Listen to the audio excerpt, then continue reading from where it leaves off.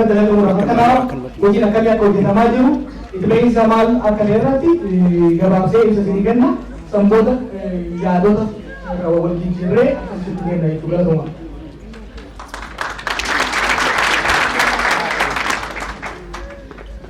Akkasitti gaafa Oromoo wal gidduutti argamanii dubbachuun baay'ee nama gammachiisa. Guyyaa uummanni Oromoo itti gaddee jiru keessatti wal geenye garuu wanti kun beekna maalirraa akka inni ta'e qabsoo Oromootu jira. Qabsoon Oromoo kun immoo qabsoo haaraa bifa haaraadhaan dhalate qabsoo uummanni Oromoo haaraan qabsaa'aa jirudha.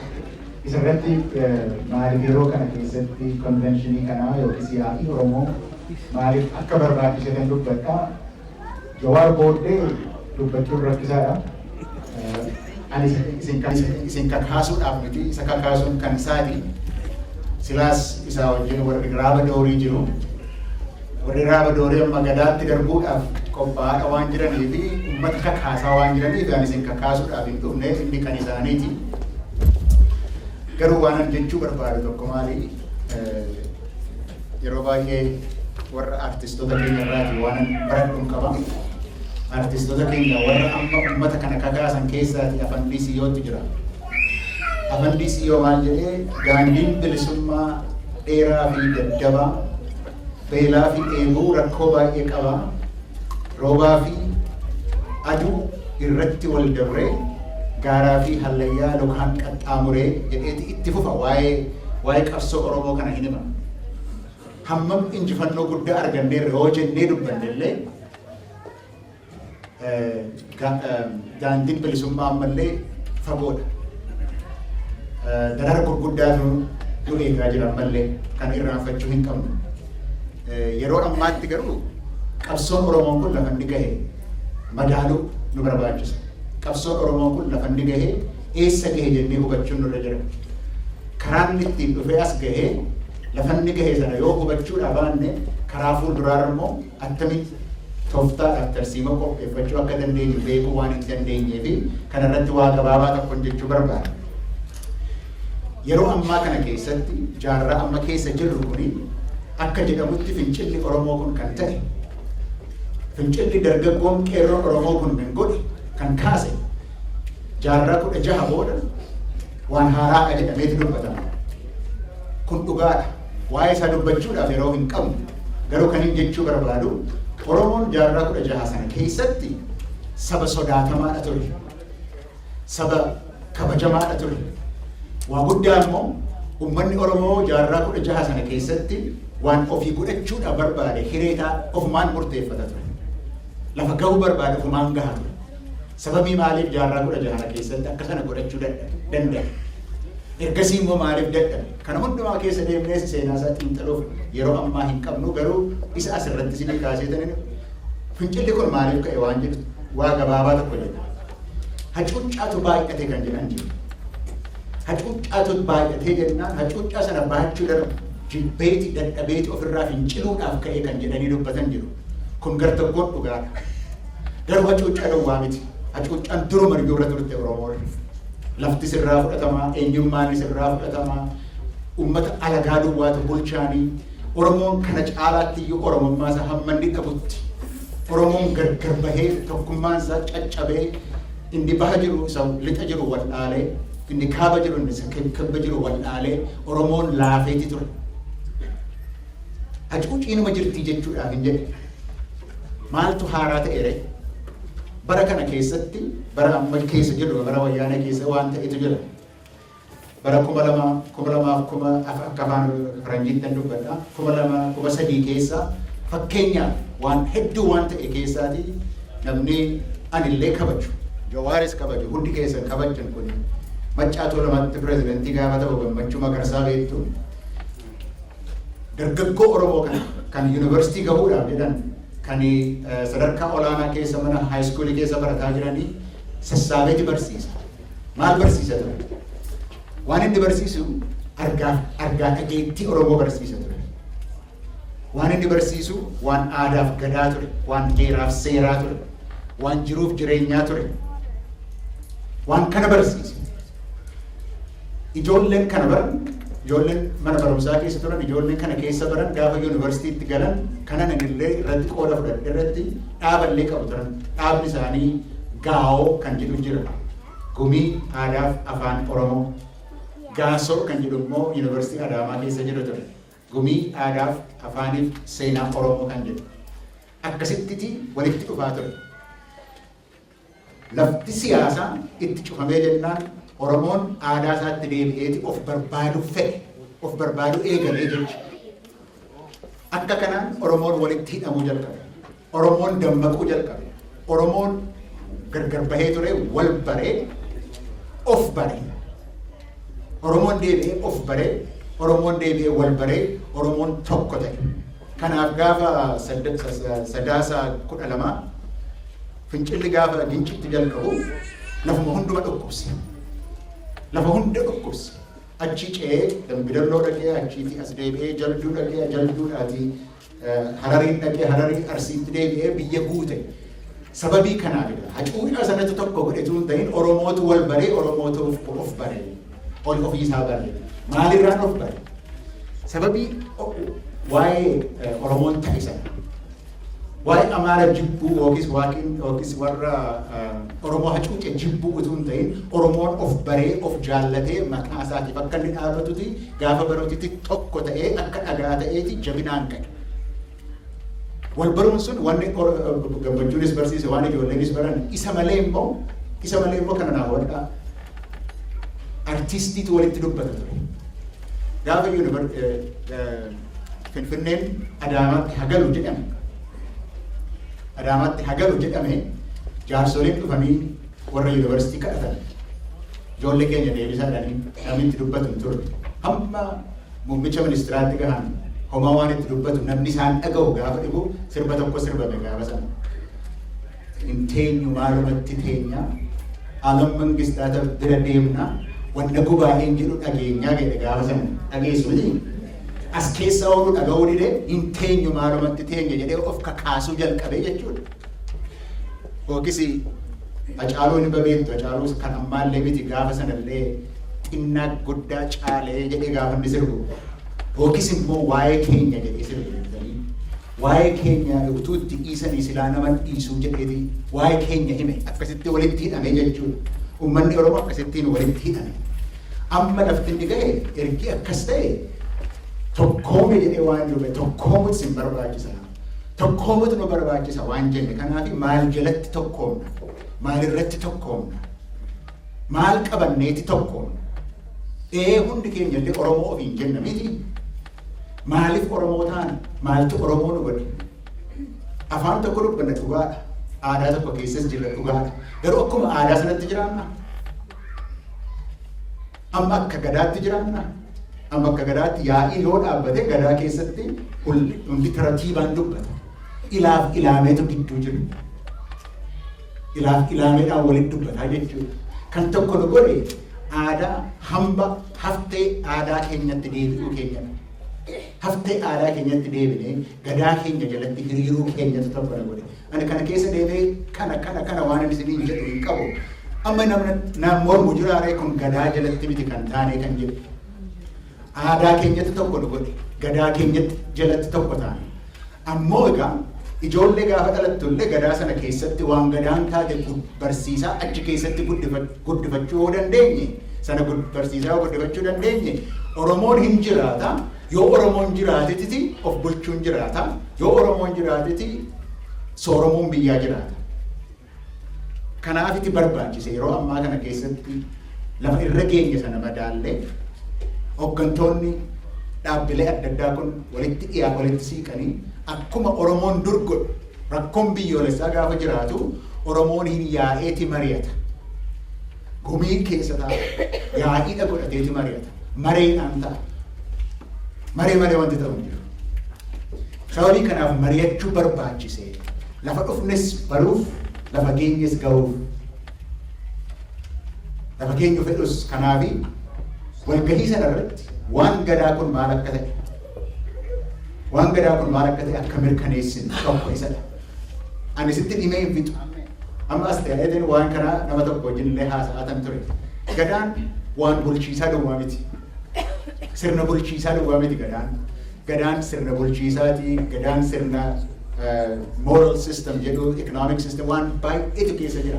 Isa keessaa baafnee, isa jalatti hiriirree, mari'annee, ofii keenyas wal barree, ijoollee keenyas kana keessatti guddifachuu akka dandeenyutti, egeree Oromootis dubbachuudhaaf akka dandeenyutti akka kanatti hordamutti kanaaf barbaachisee jechuudha. Lammata immoo Oromoon akka kanatti ergii jabaate lafa dur ture lafa jabaa sanatti ergii deebi'ee booddee immoo uummata Itoophiyaa keessa jiran kan biraadhaa wajjin waliigalteedhaan hojjechuudhaaf akka danda'utti erii ofiisaa baree booda kan isaa ergii qopheeffatee booda isaanii wajjin immoo dubbachuudhaaf kan inni danda'u isarrattis immoo mari'annee waan kanarratti walii gallaa waan kanarratti waliin galluu kanaafi walitti dubbachuu qabnaa kan keenya garuu isa kan keenya kan ta'e garuu fixachuu qabnaa jechuudha. Uummata gara biraadhaa wajjin walitti baqna jechuu miti. Oromoon mata'ee hafa. Amaarris Amaaroo mata'ee hafa. Walitti baquudhaaf miti. Kaayyoodhaan tokko taana malee kaayyoo lafa tokko qabnutti kaayyoo keenya walitti finneeti diina jirus wajjiniin lollaa biyya ijaarus wajjiniin ijaarra kan jedhudha. Isarratti mari'annaa jechuudha. Sadaffaan immoo mareen kun kan inni ta'u waan hojjennu hundumtuu adda addaan hojjennu. Tokkoomneen hojjennu. Hundi keenya Oromoo hin jaallanna, biyya keenyas hin jaallanna, uummanna keessas hin jaallanna. Sababii kanaaf idduma halleeti hin kakaanu. Woo kakaanu garuu karaa uummata keenya gargaaruu haa ta'u, karaa dippiloomaasii haa ta'u, abbaan tokko kan inni iddoo tokko hojjetu inni kan biraan hin beeku. Kanaafi gaafii keessa deddeebinee hojjennu wayii. Waan dippiloomaasii waan ammayyaati. Waan ammayyaa waan ta'eef saayinsii mataasaa qaba. Isa kana walitti finnee humna keenya walitti jabeessinee waan kana sadan irratti waa murteeffannee yaa'uudhaaf jechati Atlaantaatti waamame jechuudha kuni. Kunigaa waan kaan irraatii baanee lafa dhadhu mul'ifannaa. Mul'inni keenya illee hamba gadaa keenya irratti kan murtaa'e kan hundaa'e akka ta'uufiti mari'anna kan jedhuufiti waamamne kanarratti waan walitti muggunnu hin qabnu. Kanarratti waan wal takaallu hin qabnu. Kanarratti waan wal gudunfinu hin qabnu. Kanarratti isinimtillee deeggarsa guddaa nuu gootanii iddoodhaan gahachuudhaaf akka dandeenyu akkasiin nu gargaartan amannaa kana dhabe yaadisaa. Kana caalaa gaaffii deebiidhaan waliin deebinaa kan dhageessanii qabsoon.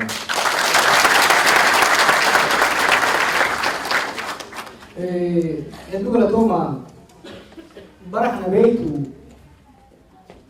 sabboonummaa qofaan tokkummaa qofaan osoo hin ta'in wanni biraa jala jaallan biyya san lubbuunis sammuunis kan jaala Oromoo Itoophiyaa kana. Lubbuunis goonni Oromiyaa cabse goota isaan jayni Oromiyaa cabse Oromoo. Jayni Itoophiyaa weerara biyya alaatti irraa dhoorge Oromoo. Yeroo lachuu gaafa alwallee gaafa bara 1935 hayyuun diinagdee biyya sanii achiin hanga irratti faayinaansi ministeerii Itoophiyaa hanga irratti Oromoo.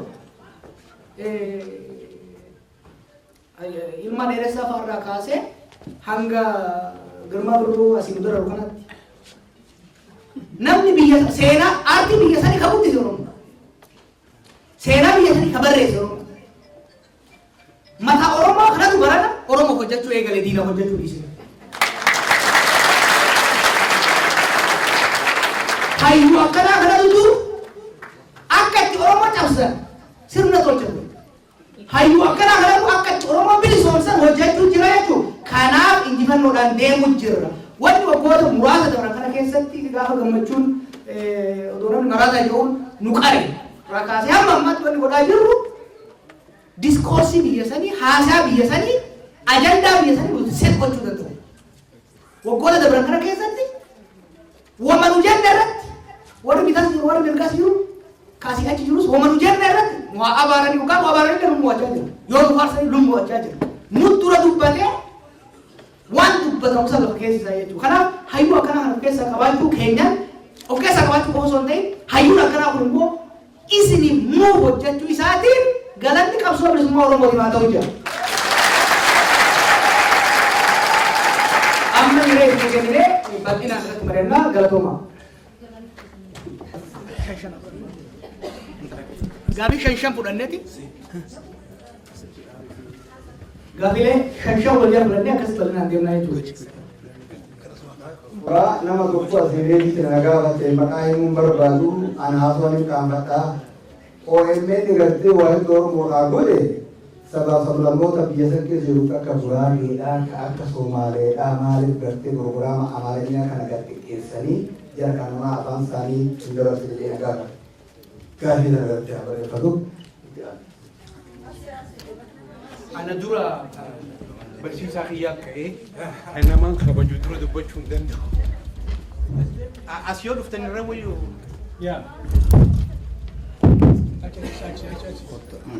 Galatoma. Ani waan haaraa warreen dubbatan irra deebi'uuf miti. Isin lameenuu gartee interviiyuu takka qabdan turtan. Interviiyuu san gubbaatti uummanni maal jedhanii garagalchaniiti. Chaartarii Oromoo baasanii jedhaniiti karaa faana irraa fuudhanii ammas miidiyaan birootis akkanatti garagalchanii dubbiin isin gartee ifatti uummata keenyatti himtan kana garagalchaniiti akka waan isin chaartara Oromoo qofaaf baasaniif fakkeessanii olola oofuu jiran. Olola kana yoo yeroon dhaqqaban malee olola gartee summii hamaadha. Nama gartee Oromoo dhimme fakkaataniiti waan Oromoo amma asitti dubbiin isin kaasan kun dura wal mari'annee walii taanee gadi haa baanuudha. Kanaaf jecha waan kana irratti silaa ibsaas nuu kennitanii jechuudha. Wanti kun hedduu sammuu na nyaatame maqiyyaan galatooma.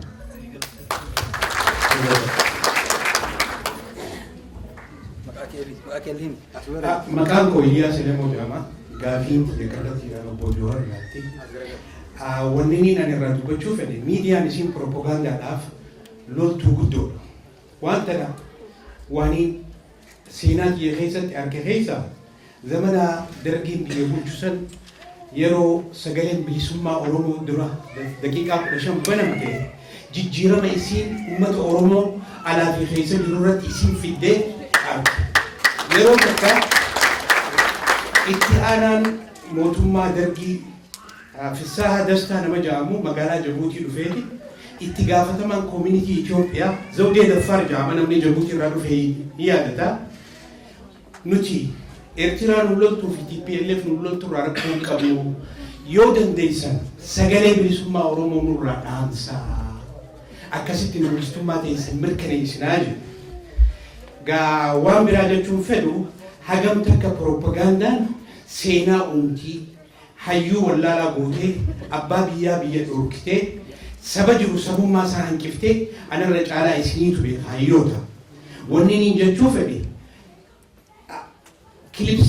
kilipsii viidiyoo adda addaa tatti Oromoo TV'tti magaalaa Minisootaa irraa dabartu OMN yeroo inni oduu dabarsuu fi waan takka adda addaa godhuudhaaf qabu biyya keessa irraa dhageenyu yeroo hedduun waan akka muuziqaatiin dabarsitan san faayinaansii fi baajetii dhaba keessan irraa ta'uu ni mala hanga dandeenyu isin bira dhaabbannee isin gargaaraa sanii isaa jijjiiramu ammoo kilipsii gartee loltuu Oromoo gochaalee ABO'n agarsiisu waan akkasiisan uummata keessatti agarsiisu onnee uummataa jaara nama ijaarillee arguu baatan miidiyaa keessatti illee arguun onnee miira namaa kana ol kaafti kanarratti hundeessanii yaada yoo qabaatan waan kana godhuudhaaf illee hawwii yoo qabaatan talumaan jechuu fedhe waan biraatiin. Asirratti beeksisan qaba. Gaafiin kun dheeraa. Haga dandeessanitti kun yoo gaafate warri garuu waan hin geenyeef hamma dandeessanitti jechi gabaabaa jechi akka dheeresine kun beeksisa karamata gumaata namni nu gumaata. Qaxxattanii nama tokko dhuftanii horii nu kennuu qabdan. Yoo galtan cubbuu isinitti ta'a. Itti aanu. Irraftan horii hin galina. Takka takkaan qooda ati waa kennaadha. Hin galina natti isinitti beeku. Abdoo. Maqaa keessan fi maatii itti aanta shanaffadha.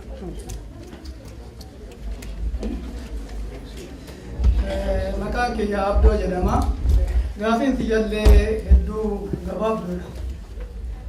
Dhaabdee adda bilisummaa Oromoota siyaasaa duraan takkumatu amma osuma sharafamtu gara shantamaatiif deemaa jirti afaan shantamallee dubbatti.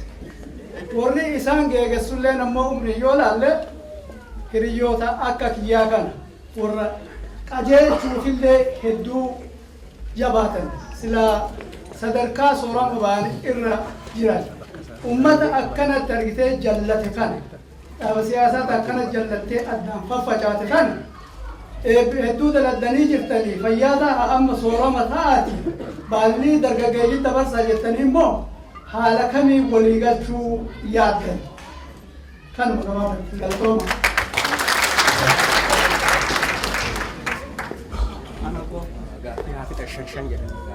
Taboodhaati gabaabsamas tole hedduu galatuma hayyuu keenya ani gaaffii gabaabdu maaliif waa'ee manirraa dubbachuu barbaadu maaliif maarii nu dura keessa kanarraa haasa'uu barbaadu maaliif tuni waan gamtaa waan taateef namu ilaalcha qabu akka ilaalcha kiyyatti akka dhugoomsa itti amanutti amma waan isin barbaadaa jirta dubbiitu xiqqoo nama keessa seenu dhaaboota Oromoo addaan facee kanaa waliif finnee wal araarsiina jechuu keessaniiti moo dhaaba haarayaan jaarra moo uummata Oromoodhaan akka uummata si jaarra waan kun addaan turuu dhabe beektaa gaaffii itti jesanidha dhiifamu. Isa deegamaa eegamu.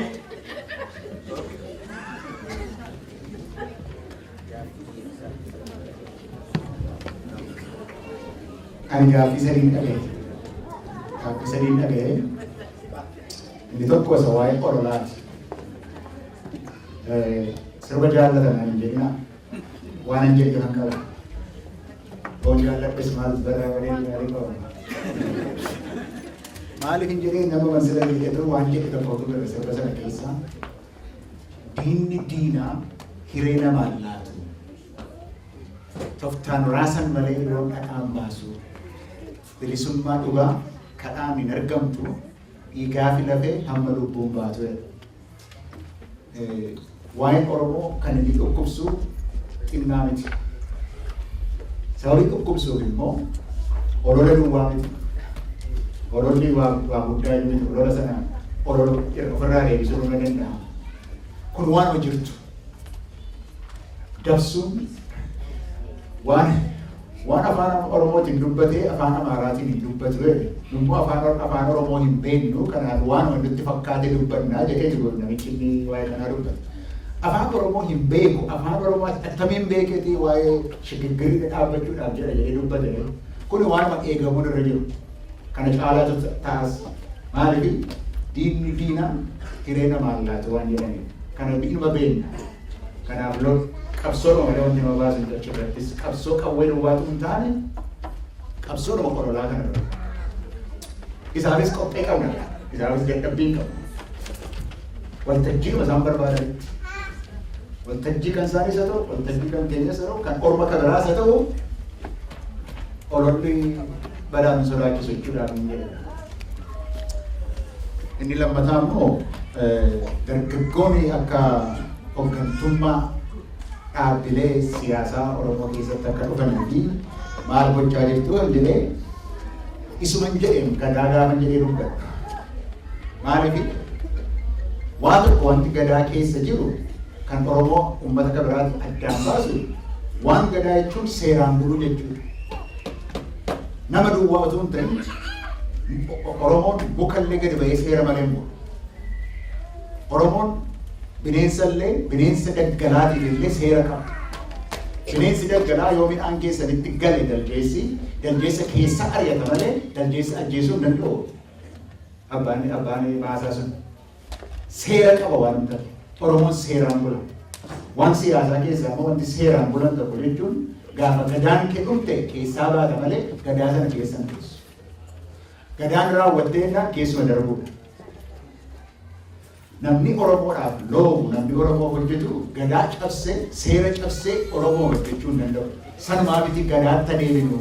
Kanaaf amma amata 20 amata 30 kan irra ture seera gadaatti deebi'ee keessa habahu akka seeraatiin akka aadaa keenyaatiin dargaggoon raabidoori gadaatti dabartu jechaadha. Kanaaf iyyuu waa'ee gadaa dubbannaa jechuudha. Kana inni lammataa. Inni sadaffaa immoo dhaabbilee haaraa ijaaruu barbaadu immoo warruma jiran walitti fiduu yaadu kan inni jedhe kana hamma tokko quban qaba waa'ee isaa. Rakkoon tokko warra dhaabbilee adda addaa maqaa adda Oromootiin maqaa bilisummaa Oromootiin haa ta'u kan biraa kan socho'anii walitti dhufuudhaa fi kaayyootu adda ta'ee natti hin fakkaanne ammatti ani mul'atetti kan ammoo yoo darbe sobaa miti. Uummata keenyatu akka dhaaba ofiitti tun ta'in akka dhimma uummataatti yaaduu hin jalqabne. Dhaabni kun illee kan inni dhaabbatee fi dhimma uummataa kanaa bakkaan gahuudhaaf malee dhaabni dhaaba mataa isaatii fi faayidaa hin qabu. Sababii kanaaf isa hubannee jennaan yookiis walitti dhufu yookiis immoo dhaabni siyaasaa qabsoodhuma keessa dhalatti. Kanaaf waan gadi nu qabnu waan eegluus hin qabnu dhaaba garuu ijaaruudhaa fi ani karaa kan kooti amma qopheen qabu dhaaba haaraa ijaaruudhaaf.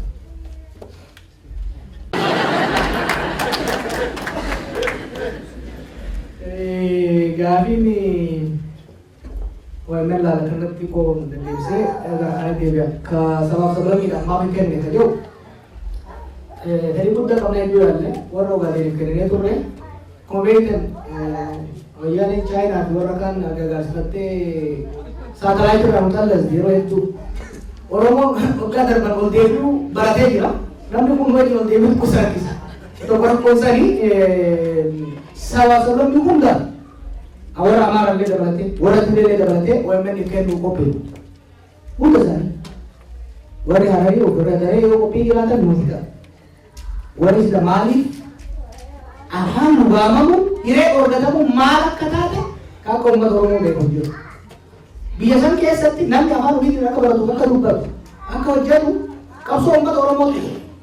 Uummata Oromoo qabsaanii guddaa ta'uu isaanii irraa yoo sirna tokko sochoosan sirni sun mee kan wallee ta'u darbee jiru muhaabaraa hojjechuuf asiin dhufee injifannoon keenya yeroo hundi injifannoo saba biraati. Kanaaf san fedhii qabnaa rakkoon jiru cunqursaa yeroo dheeraa kan nuti lakkoofsaan bal'anneef rabbi biraa nu hambise malee akka nuti duulanii qaanu afaan kenna miti funyaan kennaa silaqaata dabalaa lafa irraa bade. Kanaaf saba baay'ee miidhanii jira saba biraa amma saba akka Sidaamaa fudhadha saba guddaa garuu nama keessaa gadi bahu hunda cafacafanii fixanii nama joornaalistii ija balleen qaban namoonni ta'e afaan isaaniitiin dubbatu. Kanaaf rakkoon dhiiraa yoo qabaatan nuti as geessa karuma wal qabatee miidiyaalee biraatti maal kenne gara leeyyataa miidiyaalee dhiiran hundumaa hunoo kana galfadhaa hunoo qilleensi kennuudhaaf jennee gaafannee turre warroon fedhii agarsiisan jiranii warri kanneen agarsiisan jiranii ammallee yoo taate seeraaf seera boordii lafa kaa'ee jira doktaara abbaan jiranii saatalaayitii OMN irratti wanni darbe maal ta'uu qaba kan jedhu seeraaf seera lafa kaa'ee jira. Miidiyaa waan san fudhatee deemuudhaaf fedhii qabu arallee taatu jira. Maaliif isin fakkaata? Summii biyya geessuurra miidiyaan dhufamuu wayya. Warri alaa kun wal qocoruu wal xiqqeessuu kun aadaa ta'e reefu maal isin jedhe mallaqni illee hafu wannummaan biyya erginu uuma tokkummaa haa ta'u. Kanaaf wanni waan birratti erginu waan tokkummaa waan jaalalaa waan Oromoo mataa ol qabu ta'uu qabdu waan Oromoo mataa weerarsuu fi mataa cabsu ta'uu hin qabu jechuudha. Kanaaf waan birratti saniif of eeggannoodhaan deemna gara fuuldura yoo taate kunoo amma fa'aa teekinooloojiin baay'ee bal'atee jira. Nuti laayivii dabarsuu dandeenya ammoo saatalaayitii irratti feesbuukii kun dabalaa deemaa jira. Kanaaf miidiyaalee jira mukaan miti warri gaazexeessaa taatan gaazexeessaa ta'uu hin qabda. Ijoollee nama raabaa doonii hojjetu tuni gaazexeessaa miti garuu fedhii waan qabaniif tajaajila ajaa'ibaa uummataaf kennaa jira jechuudha. Kanaaf isinis warri fedhii qabdan warri gaazexeessota taatan girmaan baanis hundillee OMN dabarsuu yoo barbaaddan teeyyoo waliin marannee kunoo kana waan gaarii kana kunoo dallaan jiru kana kan daddabrina kana asitti kan godha kan jedhu godhuudhaaf qophiidha jechuudha. Waan biraa maaliif waraana agarsiifnee kan jedhu miidiyaa kireedibilitii hedduu barbaachisaadha. Miidiyaan tokko oduun irratti dabree oduun OMN irratti dabree dhugaa miti jedhee namni miidiyaa biraa bannaa OMN du'e. Dhugaa Oromoo karaa dhugaa qofaan ये Dr. Birhaanuu Olaanaa dhugaa founding editor-in-chief dhugaa Oromoo karaa dhugaa qofaan dabarsina.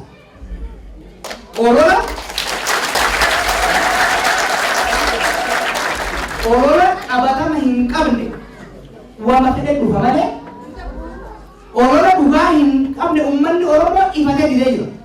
Amma ani wayii maxxansamee ture dubarratti akkanii guyyaa yoo ani namni shan du'ee nama torba jedhe ilki jiddee sirreessi kan jedhu uummanni.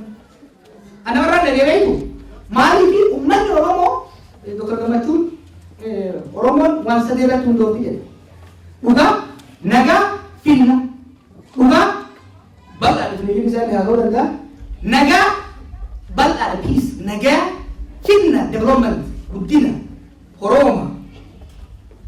Dhugaan pilar Oromummaadhaati. OMN immoo miidiyaa uummata Oromoo waan ta'eef utubaa uummata Oromoo filosoofii Oromoo kan ta'e kana keessaa bahee waan qabatamaa hin taane yoo dhiyeesse borumtaan jibbama. Miidiyaa baay'ee jira rankingii fedhetti Itoophiyaa keessa naannoo sanitti OMN number 1. Uummanni afaan hin beekne hiisifatee laalaadha OMN. Maaliif dhugaa jirtu dhiyeesse? Kan biraa immoo dhugaan Oromootu hangi takka irraa dhibamne maa kijibatti dabala. Dhuguma Oromoo san qonnee yoo kan dhiyeessu taate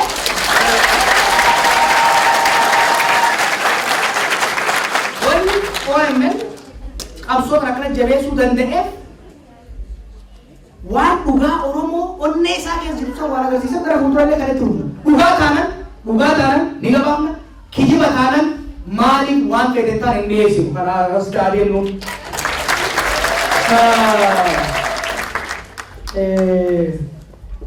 Hogganoonni soorama haa bayanii jettanii qabsoon tuni is an intergenerational struggle. Qabsoo ilmaan Oromoo hundi keessatti hirmaatu. Yeroo amma qeerroo qabsaa yookaan jennu waan dargaggeessutti qofa qabsaa'utti himutti hin fakkaatu. Daa'ima waggaa 8 gadiitirraa hanga jaarsaraa waggaa 80 walitti qabsaa jira. Deeggarama direerooti uummanni marga yooletti qoodayte daa'u wayyaana jettee magaalaa keessa agaasii maraachaa turte. Guyyaa masanii ajjeetti manguddoon amma 76 qawwee qabatee kararra taa'ee agaasii walirra naqee wareegale jechuudha. Maaliif kana jaa? Qabsoon turi kan Jawaar keessatti hirmaate manguddoo biroo takka Leencoo haa taatu, takka Kamaal haa taatu, tokko kitaaba haa taatu keessaa dhiibbamanii miti. Qabsoo xiqqaa guddaa nuti keessatti hirmaannu jechuudha. Qabsoo kana keessatti hogganoonni keenya hangafaatis nu wal jidduura jirrus ijoolleen lafaa dhuftus bakka qabaachuu qabdi. Mana waliin jaarra malee tokko keessaa dhiibaa ofii qabachuun fedhiin hin jiru jechuudha. Kanaaf dhawaatan gaafa waan kana dinne gaafa gadaan duddachaane akkaataa gadaa sanii wal bulchuu dandeenya. Amma garuu yeroo qabsoo keessa jiru kanatti sadarkaa guddaan qabsaa'aa deemuu barbaada jechuudha. Kabiraa maal jedhu sirriitti ibsee jira. Kaayoon isaa hogganoota Oromoo hoggaa jennuuti leaders hoggaa jennu political qofaa miti. Wanni irra deddeebi'ee yeroo baay'ee haasee jira. Hawaasni tokko sadarkaa lamatti gurmaa'a. Sadarkaa siyaasaa fi sadarkaa hawaasummaa political and civic. Hogganni nuti bituu barbaadnu amma hoggana Oromoo kan jedhu hundi isaa kan gubbaa sadarkaa siyaasaattis leerii lammataa civic jirullee bituudha barbaadnu walitti. Hogganoota siyaasaa kan jaarmee hundaan affeeranii dhufan. San qofatti hin hogganoota amantii hundanii san qofatti hin dhaabu. Hogganoota jaarmeelee dubartoota kan dargaggoota kan abbooshaa hunda ni finna. Maaliif? Namu waa hogganaa jira. Waliin mari'annee maali waliin mari'atanii maali godhan maaliin taatu? Nama kana hundaan waliin dhufnee waliin mari'annee ambanaas geenne ambayyuu as geenne eessa jirra tokko bakka geenne namu bakka adda addaa kan laale bakka geenne walii hubachuu qaba. Gara fuulduraa hoo handhuuraa keessatti akkamitti deemee akka irratti marii godhuu barbaanna. Marii kana keessa hojii adda addaa qabxii sadaffaa lafa keenya ni jira san keessatti. rakkoo lama qabnu uummanni keenya baay'ee gaaga'amaa jira gargaarsa barbaada namni gargaaruu barbaada mana ofii gurguruu barbaada gargaaruu barbaada gargaarsa kana san garuu bifa waan ta'een bifa Oromoo hunda gargaaru instituushinii akkas jabaatee jiru wanni akkasii subbaa kaji'u jabeessuu irratti kan hojjetamu dippiloomaasiin sadarkaa bal'aan hojjetamaa jira injifannoo cululuqaatu argamaa jira dippiloomaasiin sun bifa qindaa'ee fi bifa deeggarsi uummataa bira jiru akka hojjetamuuf jaalatuma jira jabeessuu barbaada hogganoonni siyaasaa jiru kana hunda irratti akkamitti walii tumsamee mana Oromoo kana bareechanii san booda immoo daran dabalisan kan jiru irratti hojjechuu barbaadna ololli dhaaba siyaasaa dhaabuuf deemanii keessattuu irratti dhufu tokko isin deebisu waliin dhaabuu yoo barbaade halkan hirribaa ka'ee dhaabuu hin danda'a barreessee sagantaa siyaasaa rakkoo dhaabaa hin qabnu rakkoon hin qabnu rakkoo hojiiti jechuudha sanillee bira dabarraa hojjetamaa jira ani akka mataa kiyyaatti akka jawaaritti abbaan fedhe Oromoo hoggane dhaabni fedhe hoggane I don't care yeetiin fichuu Dubaay tura amchu wanni fedhe halu ana warri sanis sodaatan shakkita yoo jiraatani inni profeesara yaadii siyaasatu hin danda'u ani barnoota kiyya addaan dhaabeetiin keessaa bahe gaafa uummata kanatti qo'achi dhiirne warra waan san geggeessuu fedhii qabu kennineefi dachaanee naafinni maal tolchine maal balleessine jennee wal waqaraa hojii hayyummaa hojii rabbiin itti uume waan baranne saniin isin tajaajilu barbaanna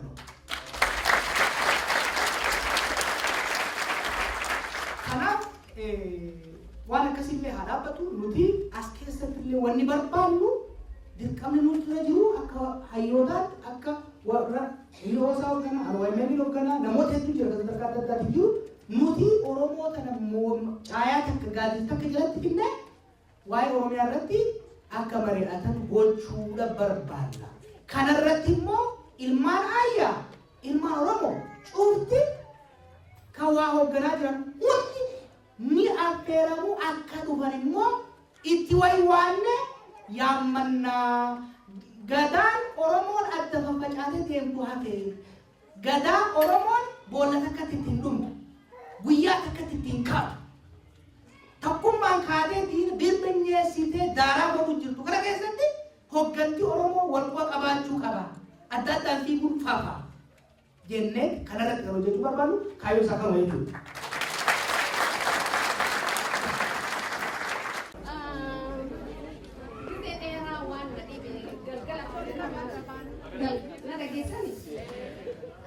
galgalaaf ganama waan nadhiibu dhuguun qeeroo dhagayuu qawwee feenaa hogguu ja'an hedduu na naasisaa na rifachiisaa uummanni keenya biyya cufatti biyya adda addaa keessatti dhumaa jirani Jabuuti keessatti akkasitti hidhaa keessa dhuman Soomaaliyaa keessatti Keeniyaa keessatti Soodaan keessatti akkana ijoollee babbareedduu tana dhiyootan akkasi fixan torbaan akka boruu kana hedduu na rifachiisa. Mee maal uummata qeeroo kanaaf uummata loltuu fuulanuu fadhuuf qawwee fadhuuf maal godhu jirra. Mee arraa ani saniin barbaada mee waan isaaniif buusnee isaaniif gargaarsa ta'u maaltu jira. Ani gizee hundaa mee isaaniif dhugaadhaan OMN on jiraannee namni hin soso'an garuu ammoo maali waan isaaniif godhu qabu. Dilli Oromoo bareeduun bareeduun gargaraa fi dubra akka jirutti biyya cufarraa'eef Oromummaa isaaniitti dhaajachuudhaaf bahuutti fuudhanii akkasitti haallee darbatanii ibiddaan isaan fixan mee amma isaaniif maal ijoollee biyya jirtuuf maal godhuu qabu. Mee jilli namaa kunarraa qarshii takka dhabee isaaniif kuusa biyyatti gargaarsanii dhabe saniin ani gaafiin keessanii dhiifamanaa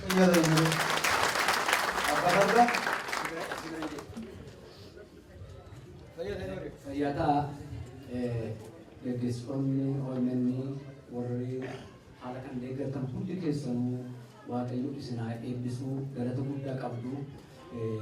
Haalli keessa turee fi haalli keessa jiru kan nama gaddisiisu hin ta'in kan nama gammachiisudha. Kanaafuu hundi keessanuu galata guddaa qabdu jedha. Yeroo kanatti waan jechuu barbaade waan haaraa dubbachuudhaaf tun ta'in waa isinitti himuudhaaf tun ta'in akka waa wal yaadachiifnu barbaada. Namni kanaan dura kaasee jira.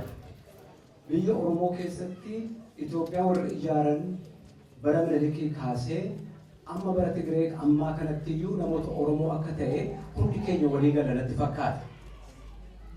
Seenaa kana hundumaa duubalee yoo ilaalle gootonni Oromoo gootota Oromoodhaaf gootota ta'an ta'ini gootonni ilmaan Oromoo keessaa dhalatanii mana diinaa ijaaraniitu uummata keenya hijoomsisanii ofii isaanii hundi isaanii hin gaaga'aman.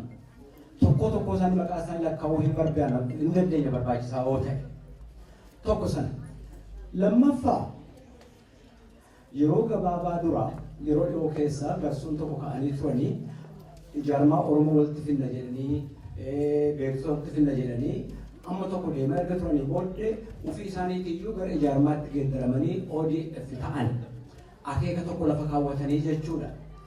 Egaa haaluma deemaa jiru kana keessatti mootummaa nama jiru kun jigaa hundi keenya beekamaadha. Uummanni keenyatti ka'eera, uummanni biyya sana keessa qubatu hundumtuu sabni itti ka'eera. Hundumtuu seenaa mataa isaatii qaba. Garuu warri durii kaasanii mootummaa kana gargaaranii mootummaa kana utubanii asiin gahanii mootummaan kun akka jirudhaaf qophaa'aa jiru quba qabu ilaalaa jiru ammallee deebisanii deellisuudhaaf akeeka baay'ee qabu. Yeroo kana keessatti kan na yaachisu waan tokkotu jira. Wanti na yaachisu maali?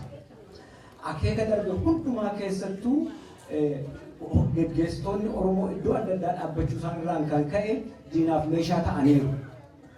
Boroo yoo mootummaan kun jige akka nuti mootummaa halagaatiif meeshaa akka hin taane kan nu godhu maaltu jira? Yoo duuba deebitanii ilaaltanii bara Minilik waan nurra ga'ee jira, bara Dargii waan nurra ga'ee jira, uummanni keenya hidhannaa hiikkatee qe'eerraa godaanee dallaatti gale. Yeroo amma keessa jirru keessatti immoo sanyii Oromoo lafarraa dugubuudhaa fi akeeka deemaa jirutu jira. Warra kan duuba dhaabbatee gargaarutu immoo jira.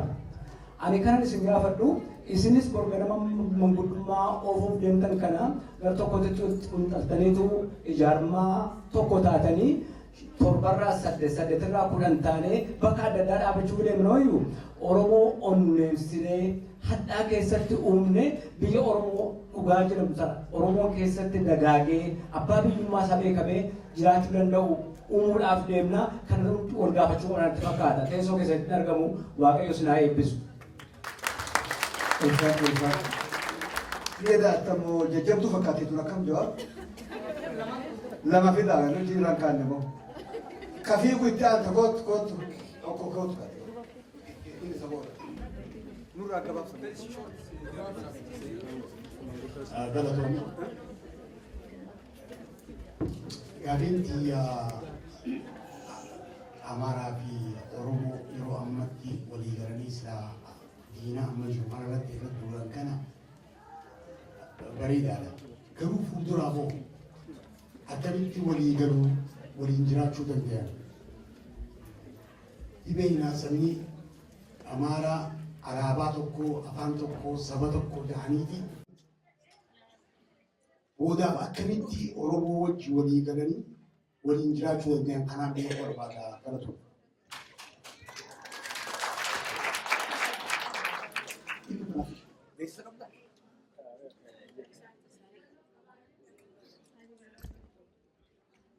Ani gaaffii sadan tokko qofaan qaba.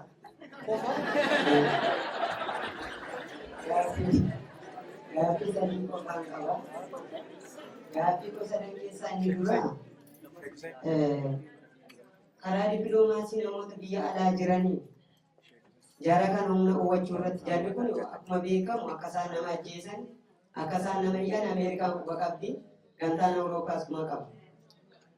Jara nama ajjeesanii kana nama ajjeesaa jiru nama fixaa jiru dhiigni nama angala'aa jiraan jiru karaa dippiloomaasii isin maal hojjechaa jiru tokko. Gaaffiin koo tokko kana. Gaaffii lammataan ani qabu immoo biyyoota ollaa jiran wajjin biyyoota ollaa kan akka Sudaan, kan akka Gibxi dabalate isaa wajjin maal hojjechaa jirtu? Karaa dippiloomaasiis haa ta'u, karaa humna waraanaa cimsachuu irratti maalirra jirtu?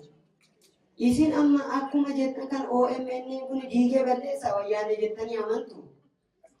Wayyaanee diigee ka balleessuu danda'u inni tokkoof tokko ani qawwee deena mana nuti gara qawweetti deemuu qabna, qawween harka nu nyaattu kana booda. Deemnee uummanni keenya karaa itti hidhatu namni as jiru kunis jabaate meeshaa uummata argate kana akka gara duraatti nu deebitan hin barbaada gochuudhaan gara xiyyitiiti. Meeshaa qabanii xiyyitii amnee nu bixaa jira jechuu jiru ijoolleen kun.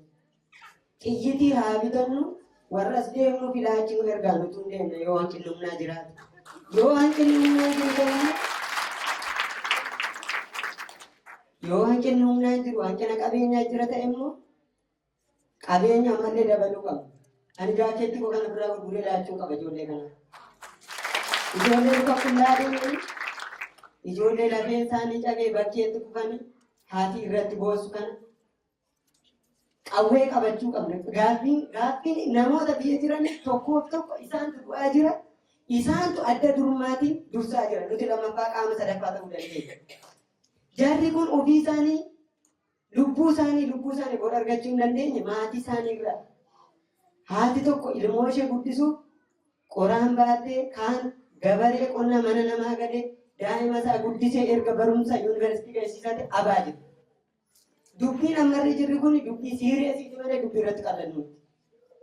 Qawwee hidhachuu qabna akkatti hidhannu faala nutti hima. Hin hidhannuu nuun hin jedhina kana booda. Ani karaa kana qonnamudha. Ifan ittiin addanaati deeme karaa sana agarsiisan nan deemaan. Karaa sana waan hin deemeef asitti boo'a malee biyya kana taa'ee ani homaami. Waggaa 31 jiraa'eera 30 naafti isheetti bituu barbaadan. Yommuu dirree dhiiraatti deemanii dhuun immoo gootummaa malee dagummaatiin namuu kaasu nama dirree dhiiraatti deemee du'e jechuudha. Kan itti aanumaan isinii jechuu barbaadeen miidiyaa kana jabeessuu irratti afaan birootiin illee otoo hojjetame namoonni hamma miidiyaa kana hamma uummata Oromoo amansiise saba biraallee nama amansiisa. Kanaafiyyuu afaan biraa irratti hojjechuun keenya dirqama afaan biraatiin itti seena. Kan biraa immoo saba Amaaraa faana walitti dhufeenya akka gootan agayeeraan. Dubbii kana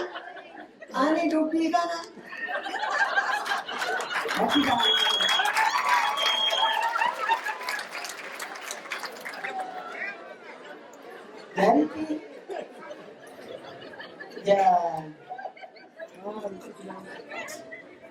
maal seetan baay'ee na ajaa'ibe. Kanaara guyyaa sana walitti keenya goone jedhe. Isaan handura kana fide jara keenyatti. Nan beekaanii wanta tokko waan isaan barreessan nan hordofa. Manallee akka isaan arguu baatan nan hordofa wanta tokko.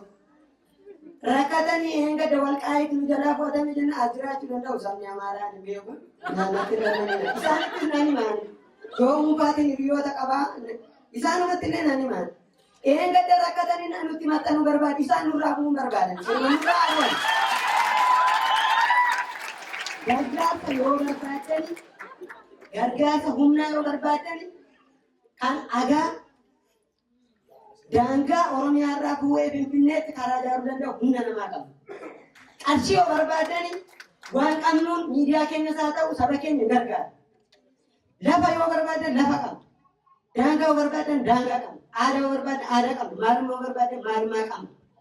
Wanta amnee himmatti namatti dadhabamnuuf hin qabnu. Yoo kan isaan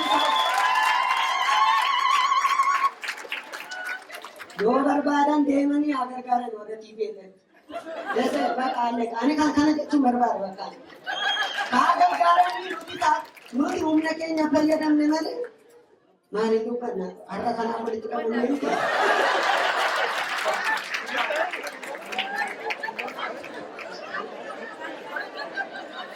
Namni isaa yaadee kanaa laafaan isaa gargaara. Nuti qabeenya qabne miti. Biyya qabne miti. Saba qabne miti. Humna qabne miti. humna keenya nama walitti sassaabee hojiirra nu oolchuu hanqinni nuti qabna. Kanammoo itti gaafatamummaa liideroota keenya irraati keenya wannee jira. Isinirra jira. Ijikoo isinirra jira. Dhugaa dubbachuu obbo Jawaariif isaanirra jira. Piroofeesarirra jira. Namoota afengaaci jedhanii kan Amaariffaatiin afaan Oromootiin maal jedhamu namoota dhiitanii nurraa bahanii kana nutti deebisaa. Deebisuun immoo dirqama keessan maaliif nuti isiniin durfamaa jira. Nuti jara nurraa deemne kana gootonni eebiduun nurraan eegamu. Waan isin go'aa jettan nan go'a nama. Har'a ammaa qarshii 5 adurratti hin laanne. Anallaa qarshii 5 ani garuu hin gadamte Kanaadaa kana. Isinirraa warra as gurguddanirra qarshii 5,500 eegaan. Maaliif beektu? Arshiitti waliin madaalu. Alli namaa lubbuusaa laataa jira gammoojjii keessatti otoo nam tokko hin argin. Lubbuun maali? Lubbuusaa laataa jira alli namaa.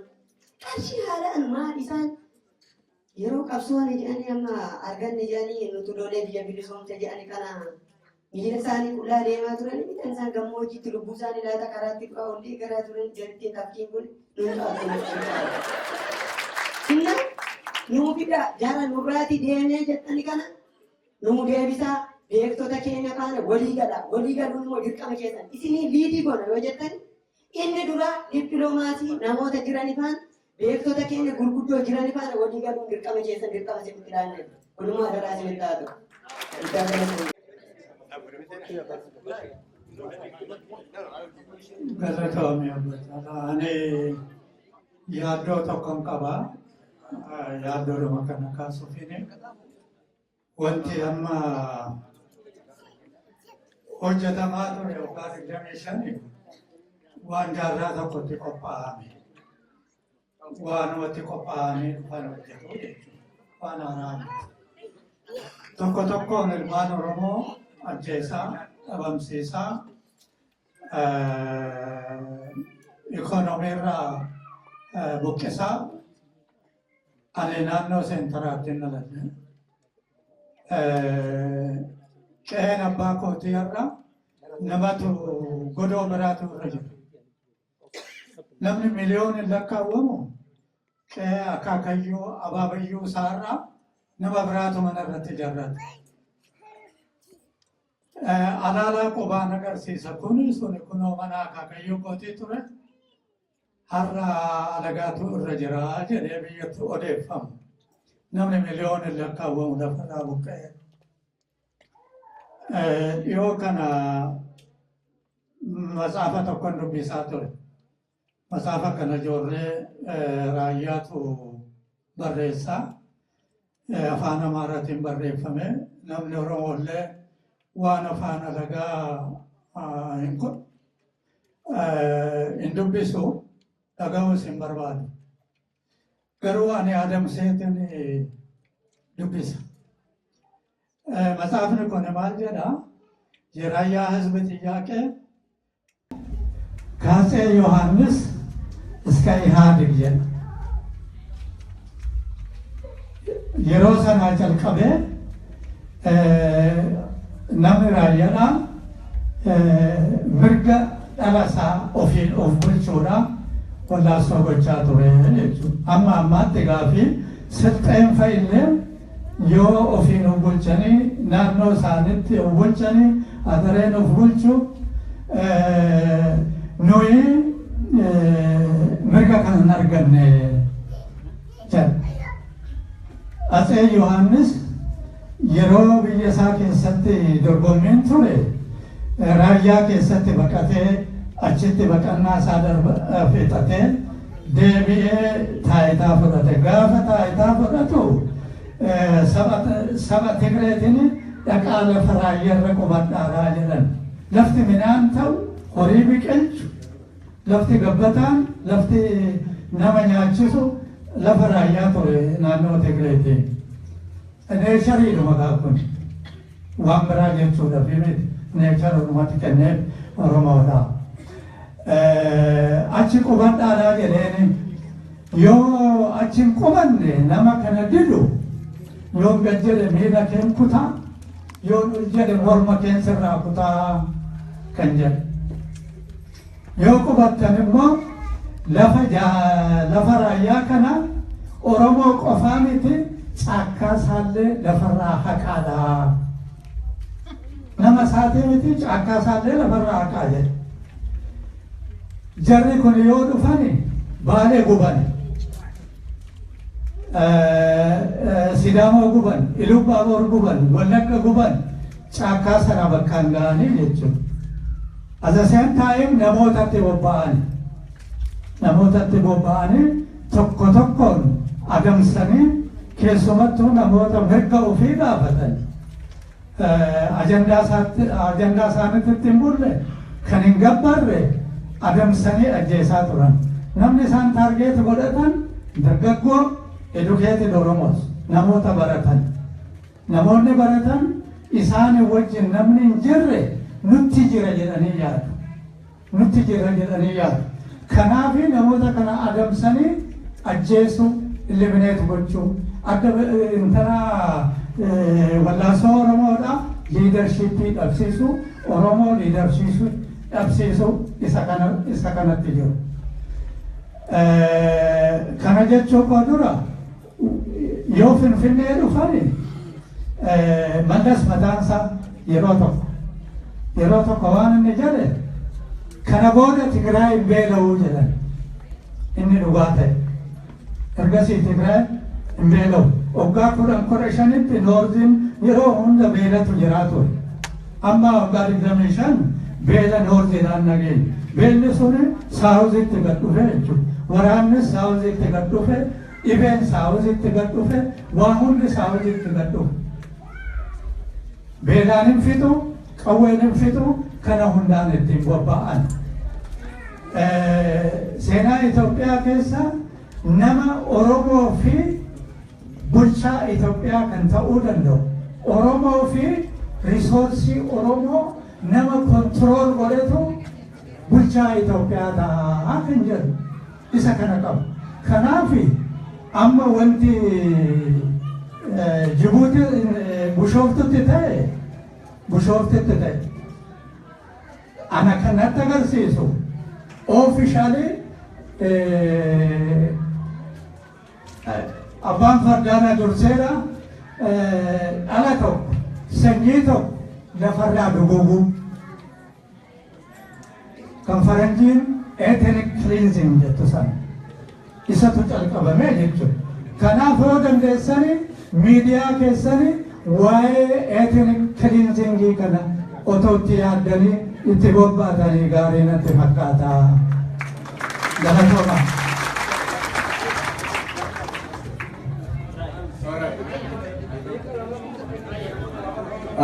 Dhiifama nu ga'eera.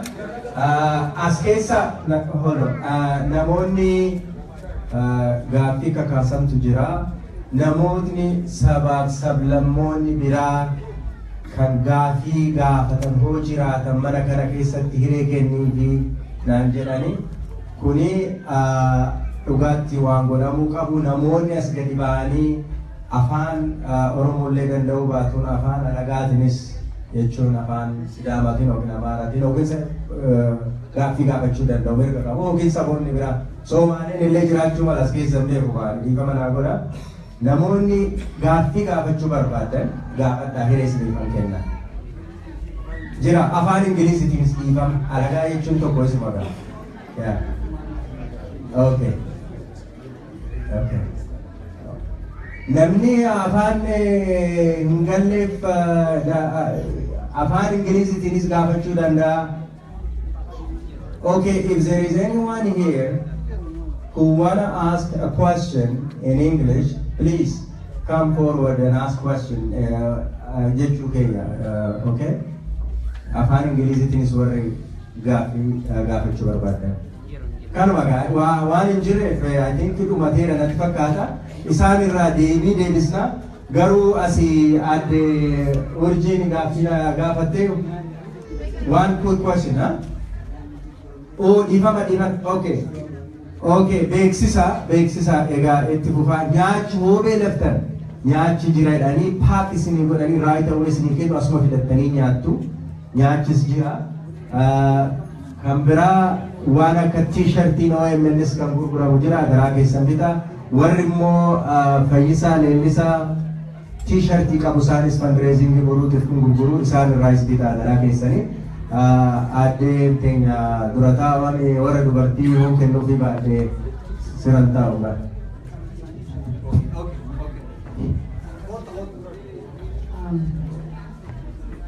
Gaafiin Johaar Mahammadii fi Johaar Mahammad galatoomii karaan kanaa keessatti argamtee waan biyya keessatti deemu jiruu fi waan godhuuf deemtanillee akeeka qabdanudha ibsuu keessaniif illee galatoomaadha. Wanni si gaafachuu fedhu taraa dabartee tanaan gaafa taraa dura dhuftee Johaar ni hogganmeessaa akka Johaar jetteeti adii nu seentee turte. Johaar kana galatoomii ilma tokko nu galtee Johaar lama tahee ammoo Johaar akka keetii amma biyya biraatittis Johaar akka dhufuu barbaadan biyya hundatti Oromoon yeroo ammaan tanaa kana keessatti. Johaar kun mataan duraa dhukkubuu dandeenya. Haadaan dhabuu dandeessi. Johaar akka keetii maaliif ta'ee nu godhuu dadhabdee? Moo Johaariititu hin jiraatin moo Johaar keenyaatitu nurraa dadhabe? Tanumaan gaafachuu fedha. Akka nurraa dadhabdu hin feenu. Hodduu si jaallannaa haawwan Oromoodha hodduu si hin boonnaa. Hodduudhaan nu boonsite addunyaa irratti. Hodduu galatoomii ati galatoomii of godheskee galatoomaa.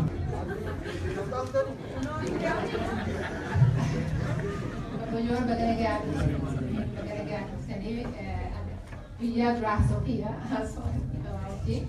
Wanti tokko kana dhibee guutuu gisee hedduu mataa keenya kana nyaatu maal seete amma jara mala kana wajjin garee kan jis daanduma amma dura haasawaa irratti daachuu barbaade qashoo waan reediyoo barbaade maal jedhan seete ogummaan wala heera ogummaa nama dhagayaa jiru jarri amaaraa kuni first of all they just fight about the flag mutu bachaa waan flag isaanii kana isaan dhukkubsaa jirti waliin nuyi itti qabanii isaan walqaayit masaanii kana qaama dhufee fi amma lafaa qaammalee dilii amma baatii meeqa uummanni hin eegin ijoollee leenyaa akkasii lafa gallaqamee boyaa ture maa bira dhaabbatin maaliin dhagee gaafsa oolnaan tala ምንድን ነው ኦሮሞ የምትሉት ኢትዮጵያ ብትሉ እኮ አንድ ላይ እናግዛችሁ ነበር ጃኒቲ አሰው ture I fight background one of the sandwich back and forth sandwich in debate wajib barbeete and then finally this amma walqaayit isaanii sun qabamte they want to come in. Now we are welcoming them.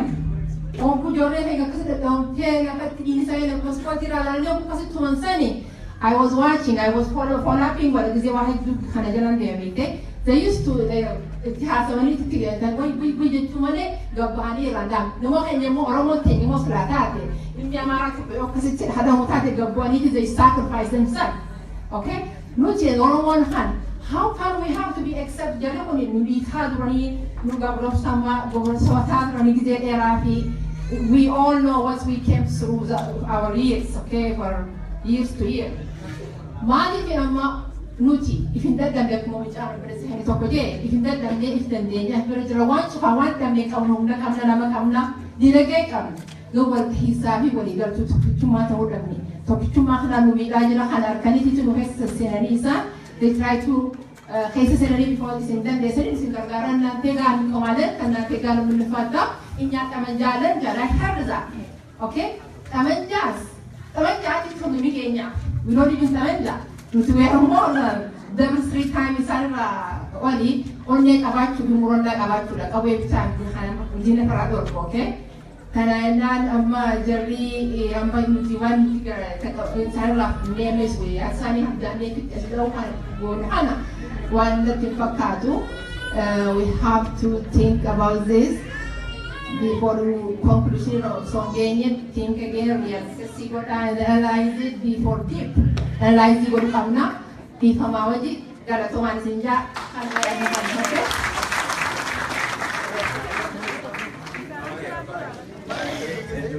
Okay, amma gafin kumera kada boda oh Abdallah dinam master good gabab siga just short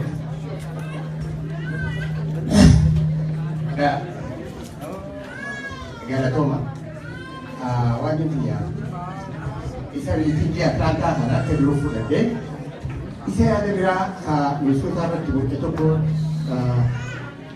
London irratti haa ta'u isa irratti hin gaaffii qaba. Isa san traditional Oromo government akka waan dhaabuudhaaf deemutu waan ibsaa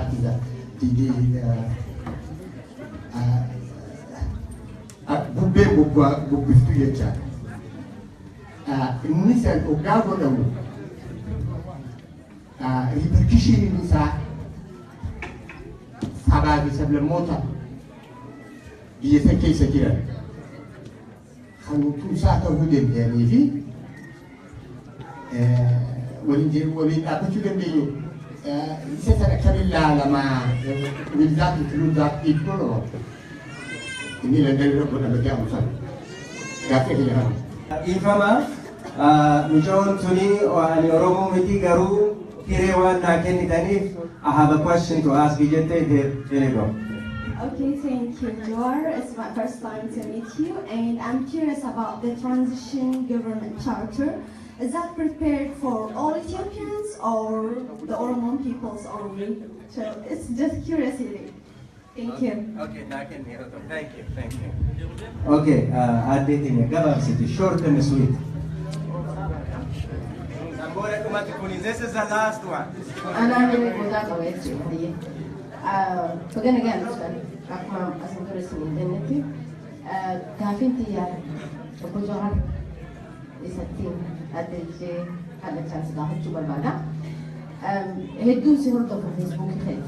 One Takatak Haisani watching Rete Room Fellow, Tutuka manager.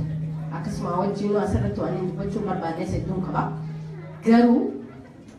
Wanni sagantaan itti nu yaaman nuti tayaamuu hin dandeenye hoggayyuu isaanumaan jara kana san isiniin jechuu hin dandayu ammaas deebi'anii maqaan laaltee jirtan fakkaatan maqaan durattiinuu akkasuma yaamamaa amma dhiyeenya kana kun dhufee kanaafuu sun maaliif feesisaa ta'e gaaffii jettuun haayan jechuudha.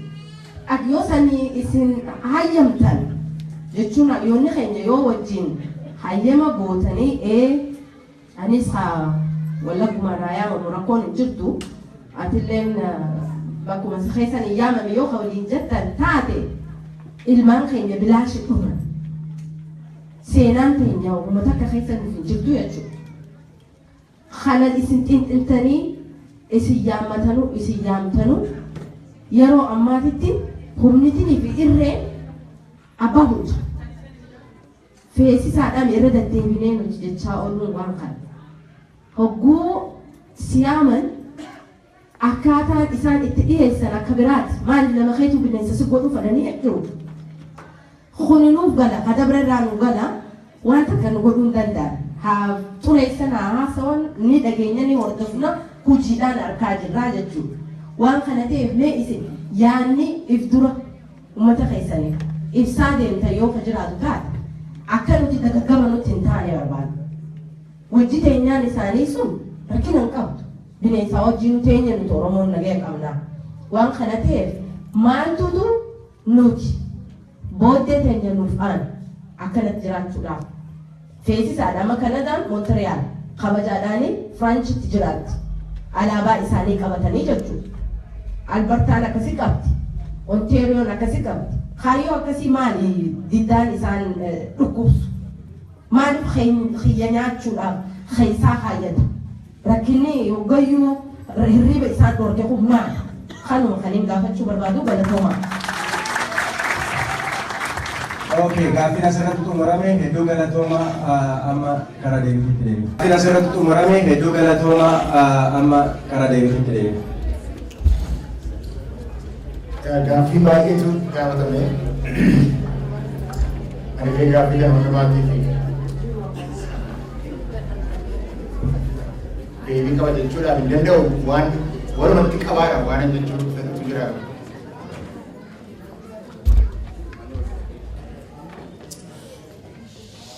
haalli keessa jirru haala kaleessaa miti. Waan gurguddaa waan geeddaramtee jira. Gaaffiidhuma gaafannu kana keessatti waa'ee qawwee haa ta'u, waa'ee dippiloomasii haa ta'u, waa'ee amaaraa haa ta'u, akka kaleessaatti yaaduu hin dandeenyu, tooftaa kaleessaan adeemuu hin dandeenyu, tarsiimoo kaleessaan deemuudhaaf hin dandeenyu. Maaliif doonaan jettani waan amma keessa jirru waan fincilli Oromoo kun godhe waa guddaa tokko wanta inni godhe kan akka salphaatti hin godhatinaa. Uummanni Oromoo akka haaraatti dhalatee jira. Uummanni Oromoo tokko ta'ee biyya keessatti isa bakkeetti haasofna malee uummanni Oromoo akka haaraatti dhalatee gaafa jiruu fi gaafatti mataa keenya ol qabannee itti kaanudha malee Amaarri akkas nu gootii, Abaloo akka nu gootii jennee yeroo itti sodaannu keessa miti kan jiru. Kanaafi hiree keenya murteeffachuudhaaf lafatti qophoofnee lafa jirrutti akka kaleessaatti gaaffii kaleessaa, yaada kaleessaa, tooftaa kaleessaa, gaaffiidhuma kaleessaa illee wal gaafachuun sirrii miti jechuudhaaf hin jedhe maaliif uummanni Oromoo akka haaraatti dhalateera.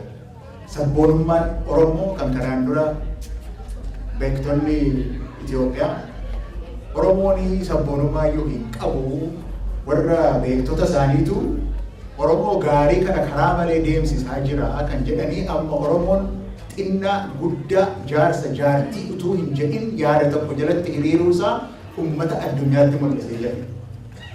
Yeroo kana keessatti kana hubannee ilaaluun nurra jira jechuudha. Sadaffaan immoo Oromoon sleeping giant jedhama ture. Hin qabu Oromoon doofaadha jedhama ture. Waasa ofii godhachuudhaaf hin danda'amu jedhe. Amma Oromoon amma isin akka jennee asitti agarsiisnu kuni uummanni biyya lafaa hundumtuu kana fudhatee jira. Uummanni cunqurfame hundumtuu Oromoo irraatii baratee jira. Kanaafi waan qabnu waan hundumaa qabna jedhamu waan yeroo dheeraa sana dubbate sun waan hundumaa qabna jedhamu barsiisaan tokko gammachuun illee maallaan jedhee waan gaarii hundumtuu Oromoo irraa baatee jedhe. Oromoo irraa baatee achitti dhabne Oromoon ofitti qabateera. Kanaafi nuyi maal goona kan jedhuun walitti yaaduu malee jarri kun akkam nu gochuudhaaf jedhu kan jedhu yaada akkasii kana keessaatiin nullee bahuudha jalqabuun irra jira jechuudhaaf hin jedhe waa'ee duraan ka'e waan baay'ee keessaati. Waan amaaraa tokko waan irratti jechuun barbaadu uummanni Oromoo kaleessas har'as jibba uummataa qabaatee hin beeku. Amaara akka uummataatti akka sabaatti jibba isaanii qabaatee hin beeku. Yeroo fincila kana keessattis uummata kan biraa ofitti qabeetiin Tigree warra agaazii ajjeesu illee ofitti qabeeti Oromoon kan jibba hin qabu. Kana hubachuu qabna. Kana yeroo hundumaa gargar baafachuu qabna. Oromoon qabsoon isaa sirna cunqurfataa garboonfata Amaaras haa ta'u Tigrees haa ta'u sirna sarati hiddaan buqqisuudhaaf lolee jira malee Amaaras irraatiitii lola hin qabu. Kana yeroo hundumaa of eeggachuu qabna jedheetanii yaada. Garuu amma waan jechuu barbaadu waan Oromoo kana irratti mirga isaa sanaaf garuu falmachuudhaaf Oromoon waan barbaachisu kana hundumaa qaba. Hundumtuu of baruurraa wal baruu sanarraati waan ka'edha. Bu'aasaa agarreerra waan Amaaraa irratti bu'aasaa argisanitti godhaaf kan yaadu 91tti achiis jalqabee Profeesar Masfin Waldamaaramii Amaarri iyyuu hin jiru jechaa ture. Amaarri hin jiru hundumtuu Itoophiyaadhaa jedhama. Takkala Gaaddisa kan jedhani namichi tokko waa katabeeyyuu Amaarri kan jedhan hin jiru. Heeraan Saraqoraan kan jedhanis Amaarri hin jiru hundumtuu Itoophiyaadhaa jedhatu. Fincilli Oromoo kun Oromoo duwwaa miti kan inni Oromoo godhee baase Amaara iyyuu bilisa baase. Hidhaa warra geggeessisu sana jalaa baasee Amaarri har'a kan Amaaraa jedhe. Amma sichi Amaaraa akkuma Amaaraatti beekame akkaallaan isaan jiru jechuudha. Alakkeen Itoophiyaan Amaarri Amaarummaa Oromoon Oromoodha isa teenyee ija keessa wal ilaallee akka qixxeetti yoo walii galuudhaan dandeenya taane walii gallaa jechuudha. Kanaaf haala haaraa keessa jirra. Jaarraa haaraa keessa jirra. Kan ammoo geggeessuudhaaf waa'ee dippiloomasii kan nagaafattan kanarratti gamtaa Awurooppaa akka sana sassaabamee mootummaa Itoophiyaa balaaleffatee dhimma Oromoo biyya lafaa irratti dubbachuun isaa waan salphaa miti. asiiti warri Ameerikaanii akka kanatti tolchuun isaanii waan salphaa miti. Ani karaa kan kooti kan hin beekullee eeggadde gaafa ijoollee uummanni Oromoo boollatti gadi namne Russian radio. Radio Raashaatu waamee gaafate. May waa'ee kanaa nutti himsi jedhee. Radio Raashaatu. Isa dura Poolaandii dhaa bilbilanii gaafatan tarii nageenya ta'a malee uummanni biyya lafaa waan Oromoo dubbata. Har'a waan Oromoo dubbata. Uummanni biyya lafaa. Turkish radio and television isaanillee waamaniiti televiziiniitti ba'aati waan Oromoo nutti himaa jedhu. Kanaaf waan guddaa Oromoo ofii godhatee jira. Akka kaleessaatti yaadu karaa dippiloomasii haa ta'u, dhimma amaaraa haa ta'u, dhimma kan keenya keessatti haa ta'u, lafa fagoo geenyeerraa jechuudha. Waa tokkotti dabalee isa booddee dhiisa. Waa'ee qawwee waan ka'e. Waa tokko haa hubannu isas. Qawwee Oromoodhaaf hin barbaachisaa. Uummanni Oromoo yoo qabsoo hidhannoo amma ijaaruudhaaf yoo hin qophoofne ta'eyyuu mata mataan mana isaa eeggachuudhaaf qawwee isa barbaachisa. Isa waan haala miti. Qabsoon garuu har'a qabsoon har'aa garuu waan haaraatti hayaannu kan inni isiniin jedhu. Qabsoon har'aa garuu qabsoo qawwee duwwaa miti. Asii illee amma biyyi kun biyya Ameerikaanii kan ture suni qawwee baay'ee qaba miti.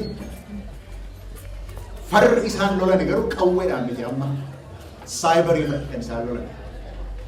Qabsoon amma kan jiru achi irra jira. Gaafa Itoophiyaan waa'ee mootummaan Itoophiyaa mootummaa barumsaa ijoollee waa'ee barumsaa sana irratti waan ta'e beektu miti. Inni akkamittiin keessaa bahe. Telecommunicationii gadi buusuu Addis Ababa University website isaanii gadi buusuu inni kun qabsoodha. Qabsoo gurguddaadha. Isarratti iyyuu jabaachuun nu barbaachisa jechuudha. Waan akkasii kana irrattu jabaachuun nu barbaachisa. Qabsoon har'aa qabsoo informationiiti. Isarratti qabsoo qabuun nurra jira. Qawwee duwwaa miti. Qabsoon har'aa qabsoo dinagdeeti. Mootummaan wayyaanee jallisaa kan inni irratti hundaa'e dinagdee qabaachuu sana irratti. Dinagdee sana irratti qabsoo loluun inni yeroo darbe Jawaar faan hojjetaa turan uummanni Oromoo qabsoo dinagdeen inni qabee jiru qabsoodha. Kanatu dadhabsiisaa jira. Qabsoon qawwee duwwaa miti. Qabsoonsa kallattii adda addaati qaba. Lafti inni itti dadhabus, lafti inni itti mo'amus qabsoonsa akka kaleessaa miti. Qabsoo hidhannoo kanarratti kallattii karaa nuti baanu baay'eetu jira. Kanarratti gara fuulduraatti mari'achuu qabnaa jechuudhaan gara sana. Duraan dhuguun inni gargaaree horku jira agartanii.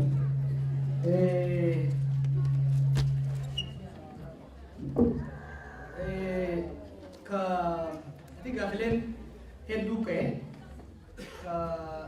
waa'ee buusiidhaa waa'ee qawwee jedhame akkaan barbaachisaa. Qawwee qofaaf sootee nama keenya miidhamu kana gargaaruun hedduu barbaachisaadha. Irratti dalagamuu qaba. Kun sadarkaa koominiitiitti akka hojjetamu kaleessa gorsa dhiyeessee jira. Hawaasni keenya akka jaarmaalee hawaasaatti haa taatu, akka booshaatti haa taatu, akka jaarmaalee amantiitti saffisaan buusii walitti qabuun buusiin sun immoo akkaataa barbaachisuuf biyya keessa galee haalli ittiin gargaaramu jiraachuu danda'uu qaba. San hogganoota keessan hogganoota hawaasatiif deemna. Haalli ittiin biyya keessa ittiin galee ittiin gargaaramu irratti torbaan dhufaatti qophii qabdan fakkaata. San ammaa ati horatanii barbaachisaadha. Waan hedduu akkaan barbaachisaadha. Gama dippiloomaasii mootummoota biyya alaa wajjin jiru ani yeroo hunda foormulaa 9 jahuun socho'uu fedha kanarratti.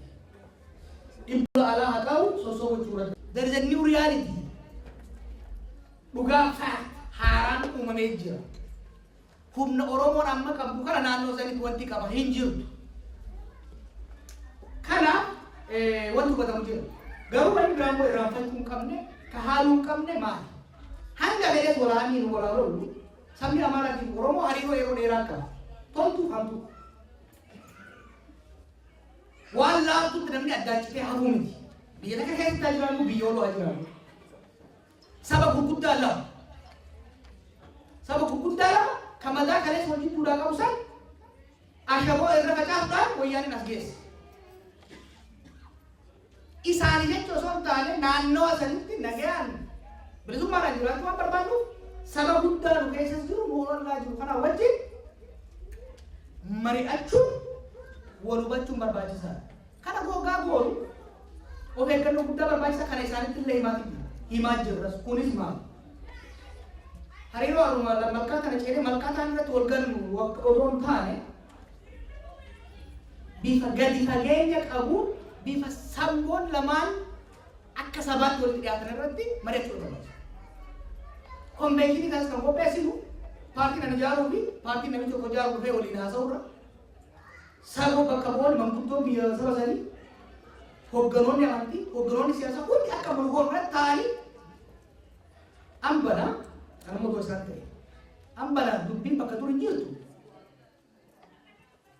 amma eessa geenye haalli Amaaraa eessa geenye haalli Oromoo fi saba biraa eessa geenye haalli Itoophiyaa eessa geenye gara fuulduraa hoo hariiroo akka uummata kanaa wajji qabaachuu qabna ka jedhu mana illiititti osoo nutti dhufu mana illiititti waliin mari'atanii walii galteedhaan nulleen akkuma marii godhanii isaan marii godhanii waliin mari'annee walii galuu ni danda'ama irra dalagamuu qaba. Kana hoggaa boonu bilisummaa keenyaan nu barbaachisaa miti. Dhugaa jette gurbaan fi busan an amma dura argaa mul'atte gaafa Oromoo qabsoon Oromoo laamshatte sanuu I know one thing for sure. Uummanni Oromoo wayyaanee firfirsee darbuudhaaf lidmee takka biyya biraatiin barbaadu isin irraa hin barbaadu. Kana agarsiisee jiru uummanni keenya. Sabaaf sablamni biraa wajjin marii nuti goonu buusa nuu bayaa miti. Uummanni dilli Oromoo ga'u kuni buusan barbaadu dhan biyya namaafuu buusa ba'uu danda'a. Wanni jechuun jiru maali? Akka ollaatti akka uummata waliin jiruutti waliin jiraachuudhaaf mariin bal'aan godhamuu qaba. Kanaaf immoo haalli mijaa'aa uumamaa jira. Tokko Oromoon bakka itti fe'aa kan taane mul'atee waan tokko dhugaa paartii tokko irratti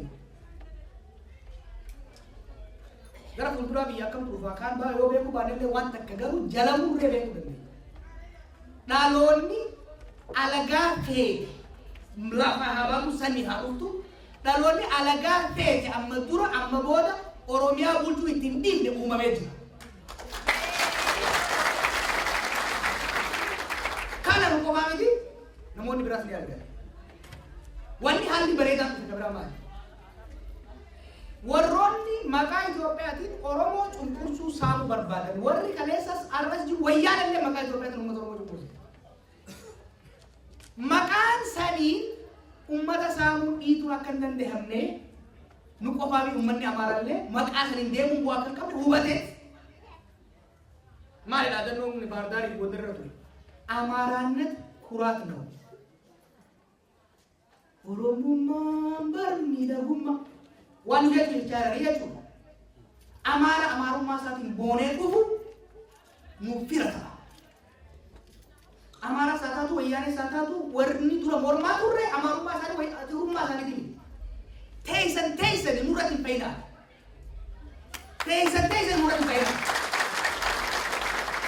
አማሩማ ሳቲ የሮካው ibbat deeggarre wal qaayibatti maaliif gaafii ibin bulchuu kaasan gaafii waggaa 50 dura kaafne irra dhumaa turre har'a kaasan waggaa gaafii san kaasan dhugaateenya nu galchan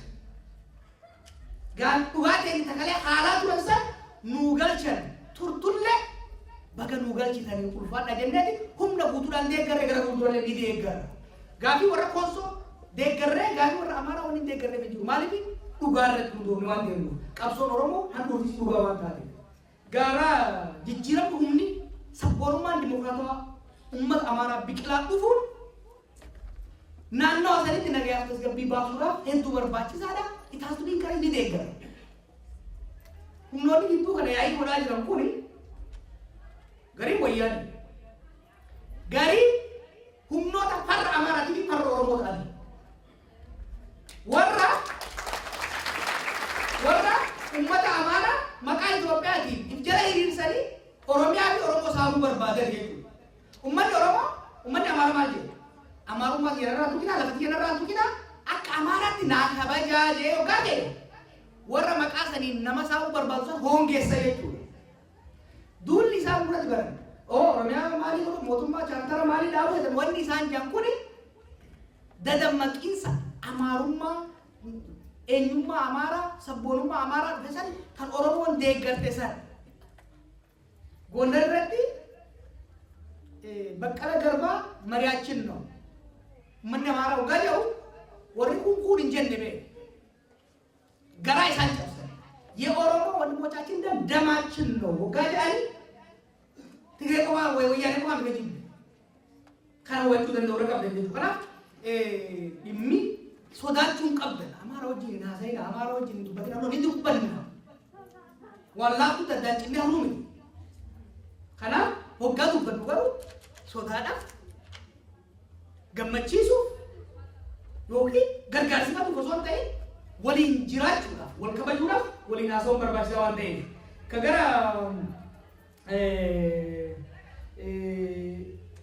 ጋፊ ራያ ወብረሲ በገጅራቱ ወደምስ ጋፊ በርባችሳ በራራ ላይ ተቆሮሞ ቆማ ሜካኒ ደለውጅ ወያኔለን ዱደለኝ ረቢለን ዱደለውጅ ጋፊ ራያ ተይሮ ኤርዳ መታም ያታም ተሰን sababa walqaayitiin ka'ee bahee jira. Warri wayyaanee lafee fi addaan ifuu waan barbaadaniif ati raayyaa fi walqaayitiin taata fuudhanii biyya fi maatii agartanii miti.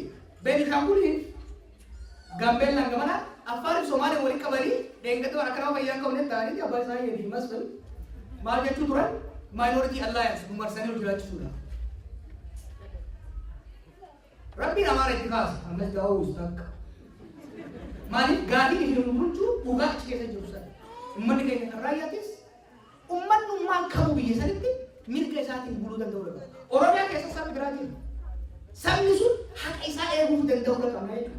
Kanaaf gaafii uummata raayyaa gaafii uummata Oromoo raayyaattis waan qabu waan deebi'uudhaafis dhiyaate waan gaarii jechuudha.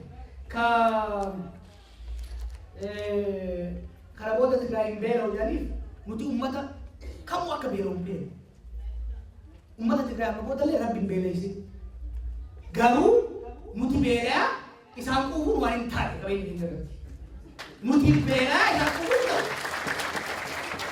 Oromoon bari ummanni namummaan akka ummata Oromoo dhugaa qabu jiru bara ummanni kaleessa gaafa bulchitoonni amaaraa biyya bulchanis har'asi biyya keessa biyya isaanii dhaqee bulchine san qofaa miti biyya teenya waan dhuftan hin jenne ummanni Oromoo biyya teenya kota akkuma teenya carraaqadha lafa isiniif kunna akaawwan biyya akkas godha lafa isiniif kunna dalagadhaa jiraadhaa jedha lafa isiniif kunnaa san dhiisaniiti irraa lafarraa nama guutuuf dhuftee jechuudha kanaaf uummanni Tigraay wanni hubatamuu qabu borus waliin jiraanna amma Oromiyaa keessa bakka tajaajilatti sodaatanii dhiyeessuu jiran bahuu hin qaban haa jiraatan nu keessa jiraachuu nu wajjin jiraachuu nuti obbolummaa hin jibbinu bineensa hamaa wajjillee ni jiraanna ummanni Tigraay Oromiyaa keessa dalagatee carraaqatee akka saba biraa jiraachuu ni danda'a.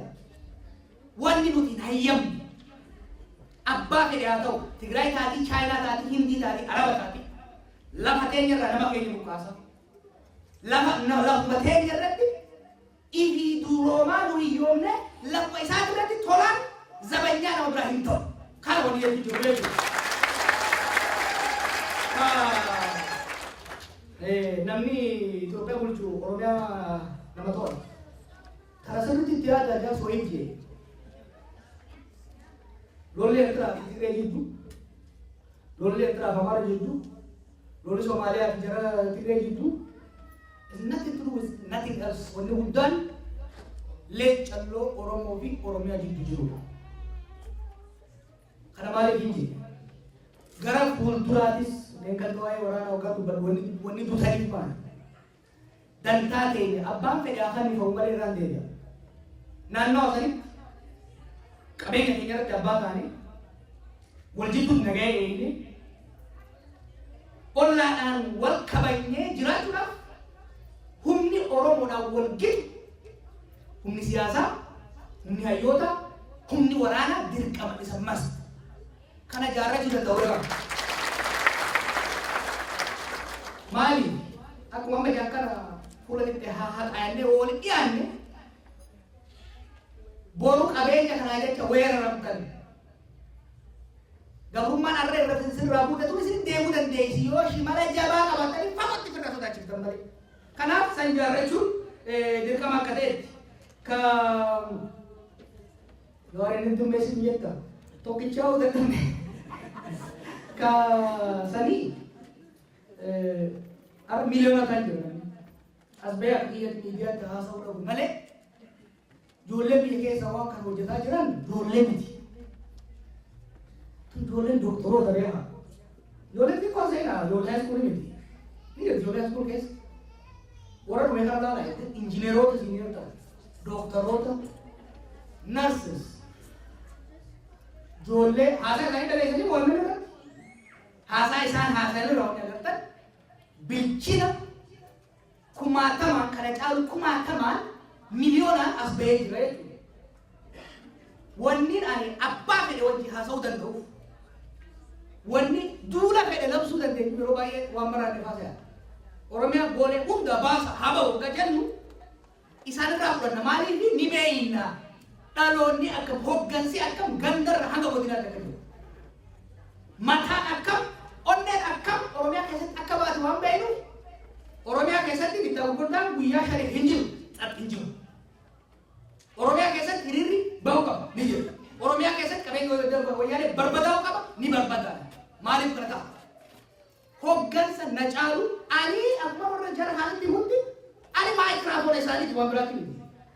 Ali isaan dhaggeeffadheetiin isiniif nama faanitti ka'ee jiru. Kanaaf jara kanammoo anaamiif hore qabsoo teessanii hore rakkoo isin keessa dabartantu hore wareegama Taaddasaa Birruu kan Elemoo Qilxuu kan Baaroo Tumsaa kanatu magarse dhiiga isaanitti irraan magarte. Dhiiga isaanitti irraan magarte naannoo sanitti konfidentli waliin dubbachuu dandeenyu sammuun Oromoo jiraachuu qofa miti. Hayyuun onneen jiraachuu qofa miti. Jagna takka dhabnee hin beeknu hayyuu takka dhabnee hin beeknu. Jagnummaaf sammuun Oromoo sun Oromoo fi Oromiyaadhaaf tokkummaadhaan dalaguu eegaluu isiisantu akka meenetti akka baroodnu akka dhaadamnu godha akka dhaadannetti immoo hojiirra akka oolchinu kan godhu nama sani. Kanaaf wareegamni isin kafaltan ijoollee kana horee jira. Ijoollee kana abdaddaa obboleeyyan kana abdaddaa irratti adeemuun jira. Ka London conference irratti isgeemu bareetii yaade ture. Conference London charter dhaabuu fi miti adeemu. London irratti abbootii seeraa Oromoo Lawyers Association jiru. Hayyoonni seeraa ka'uu gahan. Maali wanni isaa godhu deeman nullee nuti hirmaanne dhimmoota mootummaan kun kufee dinama arguu jira. Mootummaan kun ogaa kutu dhimmoota seeraa, dhimmoota ikoonomii, dhimmoota poolisii qopheessuu irratti hayyoonni har'umarraa mari'atanii idiin immoo qopheessuu qabanii uummata illee sanii qopheessuu qabanii. Maaliif kana goona? Irraan deebi'e maaliif kana goona? Nu qofaami uummanni bilisummaa fi mirga fi qabsa addunyaa irratti. Uummanni Afrikaa hedduun koloniyaalizimii irratti loleetti qabsan. Uummanni hedduun abbaa irraa fudhaa buuse. Rakkoon maali? Yeroo sirni abbaa irraa kan guuru immoo koloniyaalizimiin kuru gara lamatti deemti biyyoonni yeroo baay'ee takka abbaa irraa hedduutu jira takka wal wareessatti seena. Maaliif? Abni bilisummaadhaaf godhamu suni sanboota maaltu dhufarratti itti yaadamee itti qophaa'amuu dhabuun eega sirna kun san kuffisan booda waan hojjetan dhabanii waliin garagaluutu uumamaa jechuudha. Kanaaf nuti hayyoonni Oromoo ala kana jirru wal geenyee waa'ee sanii irratti haasa'uu qabnaadha. Nuti mootummaa ce'umsaa these are lawyers nuti warra siyaasaatiin jedhamni jaa. We are from the civil society. Garuu waan tokko immoo wacan kana uummanni Oromoo mari'achuudhaaf fuulduree Oromiyaa haa taatu fuulduree Itoophiyaa haa taatu mari'achuudhaaf hayyama namuutuu hin barbaachisu jechuudha. We don't have to explain to nobody. Looyeroonni Oromoo fuulduree Oromiyaatii fi fuulduree uummata Oromoo irratti mari'achuudhaaf seera baasuudhaaf wixii namni isin barbaachisu qabu. Michoon gaafate sun I think I will answer question. Oh, Isuma. I will answer that one. Do it in English. Finally, the question about transitional government. We did not propose transitional government. What we said was the Oromo struggle is reaching its conclusion for now. The regime we are facing is about to collapse. Therefore, the Oromo political, civic, religious, community leaders, academics, and businessmen, any Oromo of notable status, need to gather under one roof and discuss about the future of the Oromo nation and its relation with the rest of the region. Because we do not believe a single party running here and there is going to be a solution. The Oromos always believe, since time immemorial, they believed in consensus building, in discussions. Our struggle is a national struggle, it's not a partisan competition. Therefore, we want to sit together, discuss on various matters that concern us and others. About constitutions, about economy, about relationships. We want to discuss about that. And also after that discussion, we want to have the Freedom Charter. One of the problem was, I don't know if they did it purposely, they completely watched what I was saying. We are going to have a Freedom Charter. The Freedom Charter we're talking about is, in 1912, in South African ANC had a Freedom Charter, a small document that expresses the wishes, aspirations of the people of South Africa. A minimal political document that unifies the nation. In 1927, in India, there is something called the Nehru document, the Nehru Charter, where Indians from all walks of life, the leadership, came together. I believe in Calcutta or in one of the southern states. They sat down and they discussed. This is 1927, mind you. 20 years before their independence. They sat together and discussed how to manage their internal diversity, what kind of relationship they can have with the world, and all so and so. So when I say Freedom Charter, Malta Charter Bilisumma, then they add Oromia into it, it became Oromia Freedom Charter, Independence Charter. No, that is, I believe, deliberately done. But we are not shying away from discussing transition. We have pushed this regime to the cliff. We are going to throw it off the cliff very soon. But we don't want to fall off the cliff with it. We don't want to fall off the cliff with it. So we have to prepare about the future of our people and the rest of the people. Now, we have to prepare. I just explained about Rome. One of the tragedy of post-independence Africa, in fact, post-independence Asia or Latin America, was the freedom fighters, gallant, brave, smart, dedicated individuals, were so preoccupied, completely occupied, with thinking strategies of overthrowing the existing system, they did not have time or did not pay attention about what kind of system they want to build after that. We don't want to, the result of that is that, the day after the independence, the people started demanding justice, freedom, peace, and development. But they did not have preparation, they did not have policy prescription in place. The outcome is either a civil war or emergence of dictatorship. We, the great nation of Oromo, who have so much to offer to the world and who have so much rich culture, rich value, we want to learn from those people and not repeat those mistakes. Therefore, we are working day and night, and we're working hard to ensure there is going to be a smooth transition, and TPLF is the last dictatorship tyrant that exploits, kills our people and the rest of the people around there. One, that. Second, Ethiopia and the region is a very diverse country, region, with sometimes competing, other times complementary relationships. There is history of war, bloodshed, repression, exploitation. This is a fact. And this fact requires systematic intervention to bring about reconciliation, to build a new relationship and new trust. It's our conviction that one way of doing so is for these different constituents of the region to have clarity and unity within themselves. There are several rival factions of Oromo. There are several rival factions and ideologies of the Amhara. We believe the Oromo need to sort out its in-house problems so that it can have a clear national dialogue with others. So should the Amhara. We believe a grand bargain among various competing groups, Somalis and others, is essential to bring about a lasting peace, to bring about an totalitarian, tyrannical system of governance, and to put a foundation for sustainable development in the region. That's what we propose. What's wrong with that? You know who is opposing that?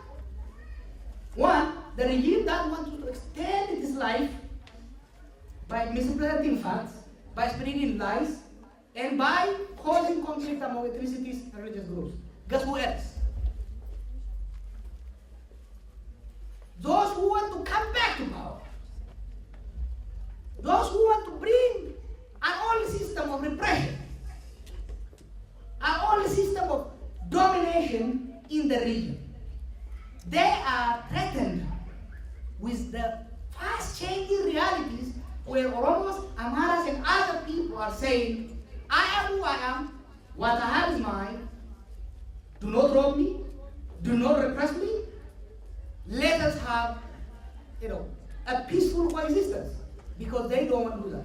We fight against that, we are winning that battle, we are fighting that ideologically, we are fighting that on the ground.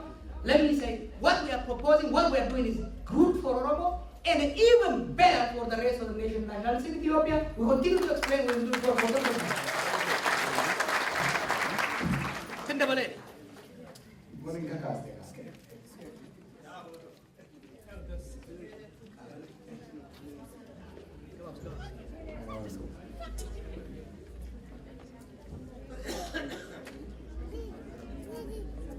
Is the person who asked that question in English, is she from Ethiopia or Somalia or Ethiopia? Oh, okay. Well, let me say this. This is important. And I know I'm not answering directly to you, but I'm probably speaking to a larger audience at this moment. In Ethiopia, political transition has never been smooth. It's always been violent. In Ethiopia, regimes collapse all the time. And an organized body that is ready to take over, the pieces that have fallen down, always take over. Should we think about transition at this moment in time when the writing is on the wall, that the TPLF regime is in shambles? Should we think about transition? You bet, we should. Are we going to London to prepare transition documents just like the one that was in 1991? No. But the most important issue is this.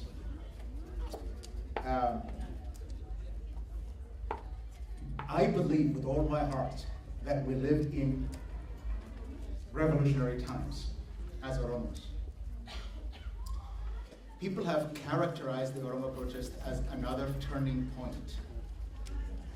It's not a turning point, mark my words. It's not a turning point. The Machacholoma establishment was a turning point. The Bale Rebellion was a turning point. 1974 was a turning point. 1991 was a turning point. 2015 is an epochal event. It's not just a turning point. It has propelled the Oromo movement onto another plane. That's what I am emphasizing to you. People who live through revolutionary times, they don't understand that they're experiencing historical experiences. Only 50 years afterwards, when you look back, you understand that you did live through revolutionary times. We are living in revolutionary times. I don't know how I could emphasize this. We live through historic times. We don't know it, but mark my words, 50 years from now, people would look at and say, that's when the Oromo nation was reborn. In revolutionary times, the US has a revolutionary time. At the time, they had this declaration of independence. What came off of it? That document became a guide for the revolution at the time, and then it defined what the nation was about to be. That came from life, liberty, and the pursuit of happiness. The French had a revolution. In their revolution, they came up with a document known as the Declaration of the Rights of Man and the Rights of Man. All right? And since then. At the time, that document guided the revolution. And then it defined the French Republic. Liberté, égalité, fraternity. I know that Oromos have that. Jawar mentioned it earlier. It's not Uga, it's actually Gada, Finna, Naga. That's what unites us. That should what guide our revolution, and that should be what should guide our future. Should we do that? I'm asking you. Yes. Thank you. Gaafii akka jira.